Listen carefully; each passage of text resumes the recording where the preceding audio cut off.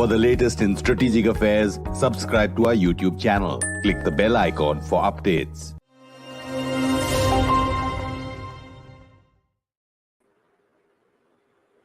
Hello and welcome to StratNewsGlobal. I'm Surya Gangadharan. It's been over 2 weeks since the US House Speaker Nancy Pelosi visited Taiwan, and Beijing continues to bristle and rattle sabre. So I have a small graphic here to tell you exactly what China has been up to in this interim period. It has sanctioned key Taiwanese officials, including the head of the National Security Council and a key figure in the ruling Democratic Progressive Party in Taiwan, because they are supporting independence for Taiwan. That's what China says. China's media and other state-run organizations have stepped up the war rhetoric over Taiwan, and air and naval drills around the island have intensified. How long the state of affairs will continue is hard to tell, but let's get an analysis from somebody who is resident there, Dr. Rup Narayan, a China scholar based in Taichung in central Taiwan. He joins us from Taiwan. Welcome, Dr. Das. Glad to have you. Thank you. So, what are the broad lessons that one can draw post the Pelosi visit? See, Pelosi visit is just an incident. The issue of Taiwan is very persistent. It is not a new development. Ever since Taiwan was proclaimed as an independent nation in 49, the issue is there. Pelosi's visit is just incidental. Whether Pelosi visit took place or it didn't take place, the issue is already there. But more problem, I tell you, I think it is to do with the coming into power of the Democratic Progressive Party under the leadership of President Xi. That is, I think, the election in Taiwan ever since 2000. That is projecting Taiwan as a democratic country, and the people of Taiwan, they are voting a democratic party, a democratic government. That is something which is not palatable to China, to mainland China. Otherwise, no, there was a sort of better working relationship between during the regime of the KMT, because KMT was sort of more pro towards China. Of course, the present leader, he has already made it clear during his recent visit to USA that KMT is not pro-China, it's pro-US. But otherwise, KMT was traditionally pro-China. Ever since the DPP came to power, and DPP came to power for the second time in 2020. Earlier in 2016, it came to the power for the first time, but earlier also in 2000, DPP's presidential candidate was there. So the party, and one more thing I think one must take note of it is that Taiwan is going to election in November, mayor election, a major local election, but it has a bearing on the forthcoming national election to be held in 24. Similarly, the Communist Party's 20th Congress is going to take place sometime. Yes. So these two elections, I think one should take note of it. So there is an electoral angle to what is happening in the Taiwan Strait. That needs to be also factored into while we analyze. You're saying the KMT is now pushing for independence. Is that what you're saying? No. Yes, of course. I tell you that China has said under 3 conditions they can intervene militarily, forcefully. Taiwan. One, if Taiwan officially declares independence. Second, if Taiwan goes nuclear. Third, if Taiwan gives military base to any foreign power. Under these 3 conditions, they had earlier said that they can go to war to attack Taiwan. But Pelosi visit is certainly, it doesn't come under one of these things. But they say, it doesn't come. But still, because Pelosi is a most important functionary, third most important functionary of the US system. So naturally they have an issue with that. The Chinese leaders have an issue with that. And it sets a precedent. Now Pelosi is visiting, tomorrow some parliamentary delegation from India will visit. So that is, they are also playing to the nationalism in China, particularly when the party is going to, the 20th Party Congress is going to take place, and here also Taiwan is going to listen. So it is an intimidation tactics. There is a psychological war also going. that also one need to consider. It is a sort of, it's a military drill is there, but it's sort of psychological war also. They want to, sort of erode people's confidence in the effectiveness of the government here, and these angles are also to be Is taken into. that working? Is that working? The psychological war, is it working? Uh, you can't say for sure, but they are making an attempt. They are trying to be, what they call it, united front tactics. Yeah. Here, if you, here we can have three groups of people in Taiwan. People originally who belong to Taiwan, people who migrated along with Chiang Kai-shek in 1949 to Yeah. Taiwan, and the new generation who are born after 49. So the older generation people, very few, of course, there is still some loyalty towards China, but maybe micro. But you see, China and Taiwan, they are sort of seamless connect between the two. The people, there is a sort of marriage taking place between Taiwanese and Chinese, Chinese and Taiwanese, Taiwanese investment in China, Chinese investment. So the two communities are integrated. There is a seamless connect between the two. So, given that seamless connect, there can always be scope for some kind of a what do you call united front tactics, which is a very older political tool of the Chinese Communist Party. And that in case of Taiwan also, they are trying to adopt the same united front tactics. But yeah, it is not working. To my understanding, it is not working. Yes. So, would you say China has lost face as a result of the Pelosi visit? No, I think we should not make it that. Certainly not, because when the drill started, I think it is also they wanted to tell their own populace in China that we are not a mute spectator to this visit. We are also capable of protesting it, and they did it to a great extent, because this crisis can be considered the fourth state crisis. Earlier it has happened, but in terms of magnitude, this is unprecedented. This has surpassed the third Taiwan Strait crisis, which took place in 1996. At this time, it is certainly unprecedented, because the fighter aircrafts and the ships, they crossed what called the median line.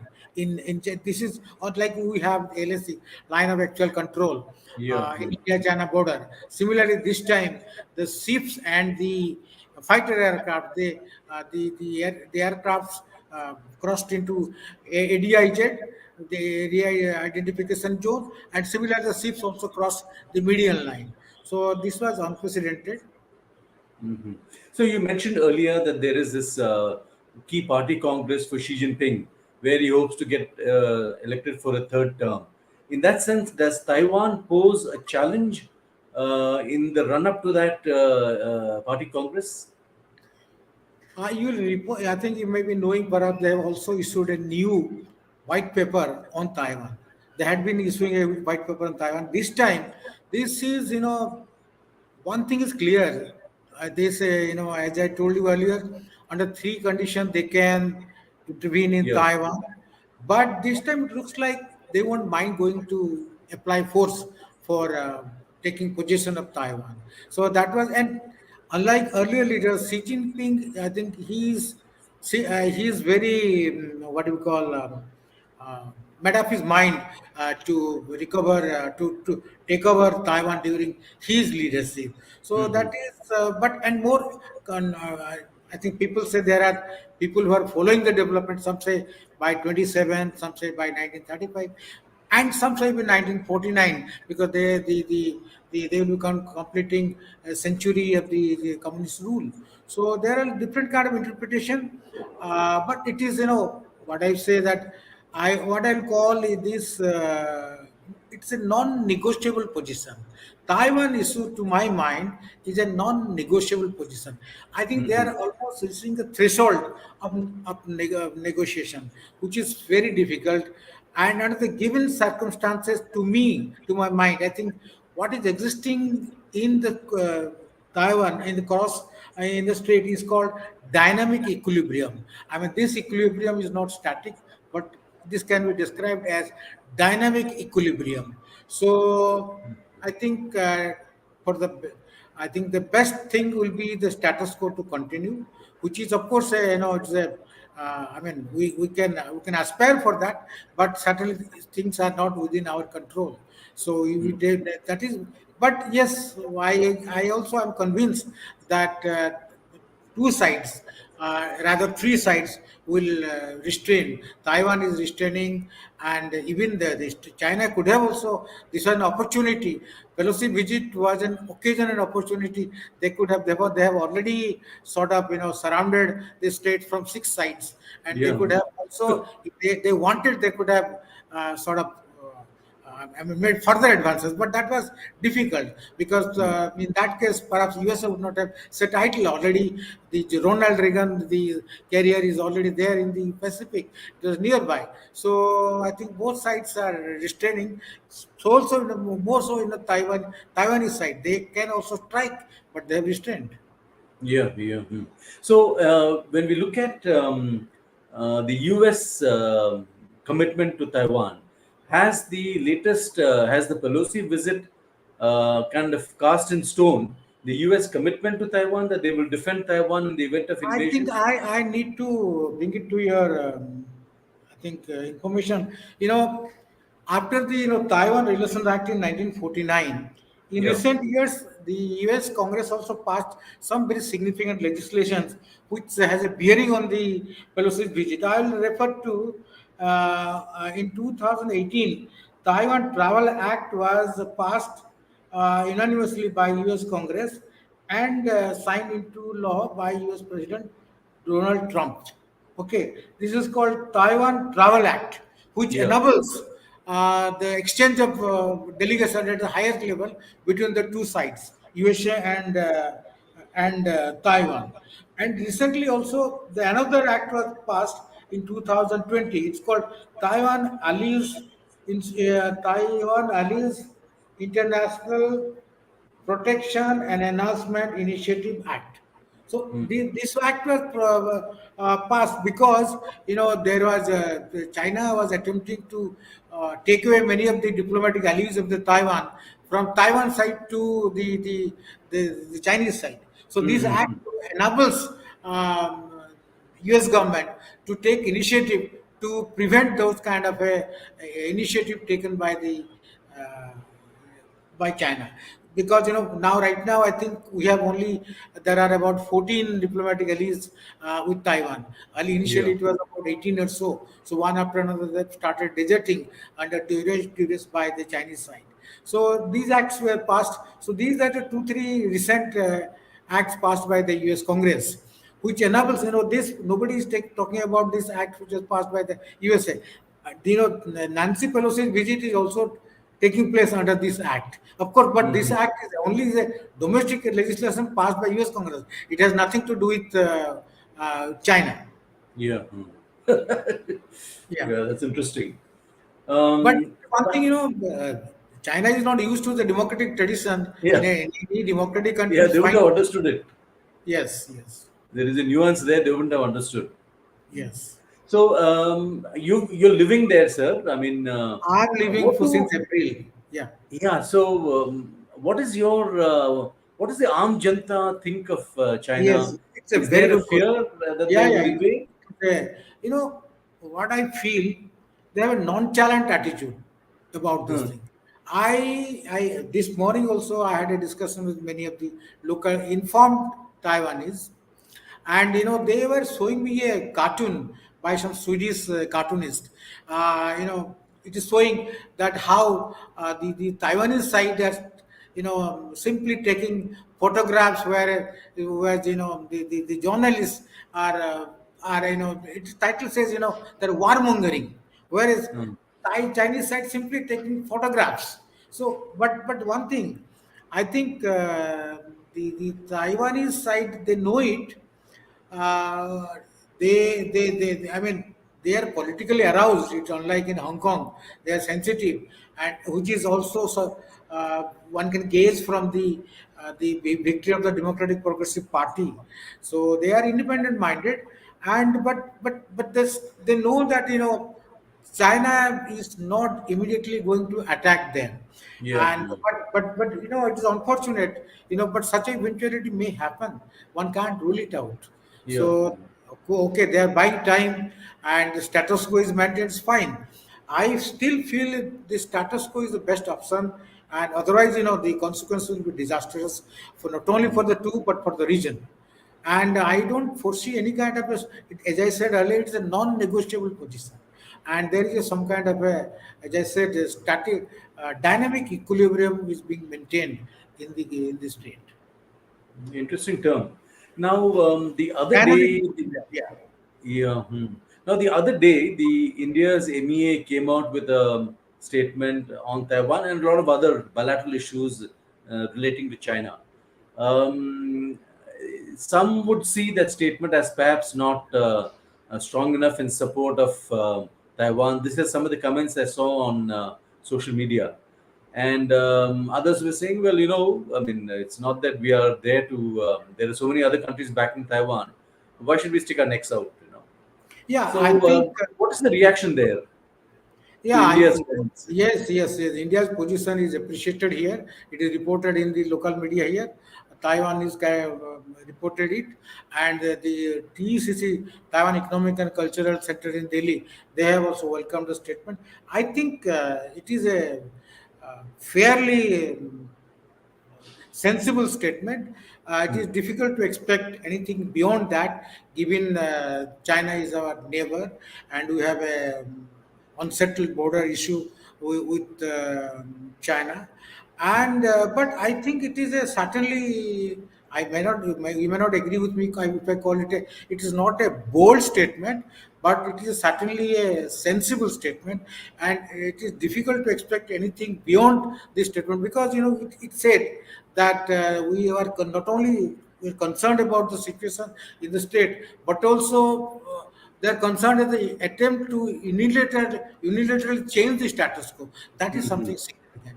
You can't. That is something very significant. I mean, and then we need to make such a statement because Taiwan. We have a good now relationship with Taiwan. Taiwan are there in investing in India, particularly in telecom sector, and the Foxconn is also investing. And the chairman of the Foxconn had a meeting with our leaders in recent past. So, and given the kind of relationship, that kind of a statement was required, and which is in fitness of things, I feel. What is your assessment of the way we've gone about building the economic relationship with Taiwan? Is it slow? Is it reluctant? What is your sense? I think it is slow, more needs to be done. And there was a study on the free trade between the two sides that needs to be carried to its logical. There should be some forward movement, which is not happening. I think that needs to be. But investment is increasing from Taiwanese side, and the I mean, from the students are also coming to study in Taiwan, and a lot of tourists. Because of the COVID, of course, the tourism sector is not taking a leap, but otherwise, a lot of potential relationship between Taiwan and India. But more needs to be done. Yes, I agree fully with you. More needs to be done. Yes. Some would say we are unduly cautious, too deferential to China. Yes, we are differential to China, certainly, but things are changing. I need to also share one thing. Unlike earlier time, you remember. I think you will may perhaps recall sometime back when Shashi Tharoor was the chairman of the Standing Committee on External Affairs. In one of its report, he recommended that if China is not sensitive about our concern in POK, then why should we care about their concern about Tibet or Taiwan? And Yeah. he has recommended, you can check it in the report, which is available in public domain. He even has recommended that we need to have engagement with Taiwan. So if a report normally, such parliamentary committee reports are subdued, But that Yeah. report is available in public domain. And also these days many of the MPs, members of parliament, they are very vocal. They are speaking in favor of Taiwan, if speaking in favor of Tibet. Even the government of India doesn't care about the mischiefs from the Chinese embassy to the newspaper media person. They say no, it is the MPs are independent. That they can have their views and their opinion and their activities. And media, as you agree with me, they don't care about the editorials or articles in Indian Yeah. media. So anyway, we have moved lot we have moved forward, certainly, including the government. And now many of the university institutes are having tie-up with their Taiwanese entities. Like I think IIT Kharagpur has an agreement in cyber studies, and other university institutes are also having a plus the dialogues are also taking place between think tanks and the universities. So things are improving, but yes, more need to be done, and we need Would you not be. say, so would you say that, I mean, there are voices in Taiwan that say India and Taiwan should have a free trade agreement. Is this politically feasible for India? I mean, India, sorry, could you please repeat? India and that there are Taiwan? voices in Taiwan saying Yeah. that India and Taiwan should have a free trade agreement. Free trade, Is yes, of this course. Yes, yes. I think I favor a free trade agreement between India and Taiwan, certainly. Yes. so? It's feasible. Is it feasible? I mean, No, politically, I I'm mean, saying. there are that is why it is not moving. That is why it is not moving because um, given the level of our economic development, there are a lot of concerns and anxieties whether it will be to India's interest or it will to be the way we didn't sign any such an agreement with China. So those kind of fears are there. Yes, anxieties are there, apprehensions are there, certainly. Are we too sensitive to China? I mean, we're overtly concerned about what they think, what they say, as if things could get any better. No, I think we have already, Foreign Minister Jaishankar has already made it clear that you cannot divest relationship between two countries from the situation in the border. And the statement which is issued by the MEA regarding the situation in Taiwan doesn't suggest, and I think India was one of the first country perhaps to say no to the BRI, Borderland Road Initiative, Yeah, and yeah. also we didn't sign the RCEP.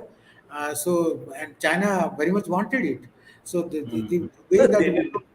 yeah, yes. Yeah. So PRI also we didn't accept it.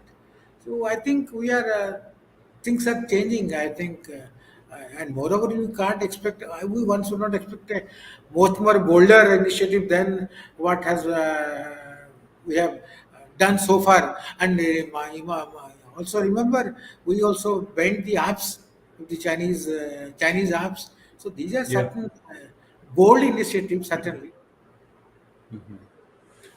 Well, we are nearly at the end of our time. So, just to sum up, from what we have discussed, the Pelosi visit was one incident, an event. It doesn't change the realities between China and Taiwan that are both connected in many, many ways, including economically. But any move towards independence, which is a huge political signal, would not go down well in Beijing. And that may even force Beijing to consider the current unthinkable of an invasion. And also that India has been slow in moving on Taiwan. Economically, things can go much faster, perhaps even a free trade agreement. But there are political sensitivities in Delhi. And given that, it seems difficult to imagine an FTA, at least in the near term. Dr. Das, glad to have you and thank you for that insight and perspective. Thank you very much. Thank you, please, thank you. And for those of you who joined us on this conversation, thank you for subscribing to our YouTube channel. Thank you for coming on to our shows every week. Do check out our social media handles, Twitter and Facebook and Instagram, of course. Thank you and good night.